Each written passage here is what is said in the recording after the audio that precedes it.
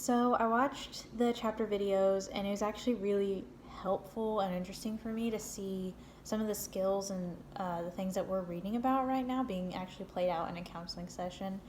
And it the first one was what I believe we've been reading about. He showed genuine empathy. He was back channeling, doing like nonverbal cues like nodding and solar. He was leaning forward, eye contact. Very, very genuine. Very, like, he was a good active listener.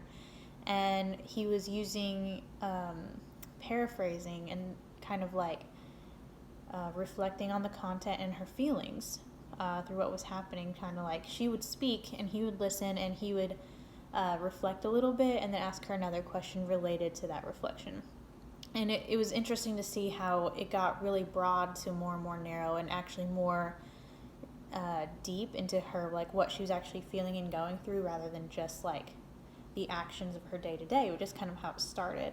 And so that really showed how some of these skills, they're so subtle, but just the art of empathy and advanced empathy and really listening and being genuine, how that can really affect the counseling relationship and help the client. And with the second one, I don't think he had like bad intentions or anything, but his skills were just not really there. It seemed like a lot of what he was doing was like, he started out immediately just saying like, well, you came in here wanting to gain more independence and learn how to do that, and what you're doing is contradictory to that.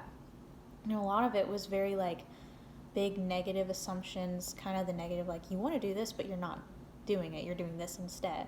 And a lot of it was talking about the past, like, well, you told me in the past this, or has that happened to you in the past? And that's important, but I don't remember one time him asking like a present feeling, like, what is going on in your head right now with this, and asking and reflecting on some of the content she was saying in the moment. And one of the biggest things to me that he didn't do was she was very clearly talking about a deeper issue with her confident self-esteem, maybe even her self-view when it came to like interpersonal relationships.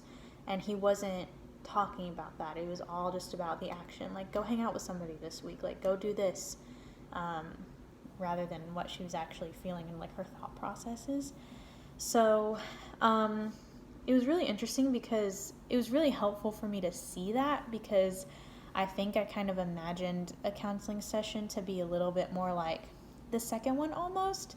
But getting to actually watch it play out and compare that to one that incorporates more of what we're reading and learning about was really, really interesting and good for me to see, because the clients responded positively both times, but the first one was actually helpful for the client. It wasn't condemning, it wasn't making assumptions. He wasn't making assumptions about her motivations or what she was doing like the second one was. And so that was really interesting for me to see. It kind of seemed like the first counselor used, I think this is how you say it, this maybe and Maddox model. So that was really, really cool to see that played out.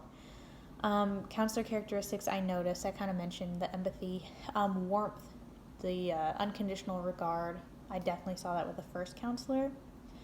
And back channeling, like I said, back channeling and the nonverbal cues, solar for sure. He was like leaning forward, eye contact, and I didn't even think about how important that would be in a counseling session, so that was really cool.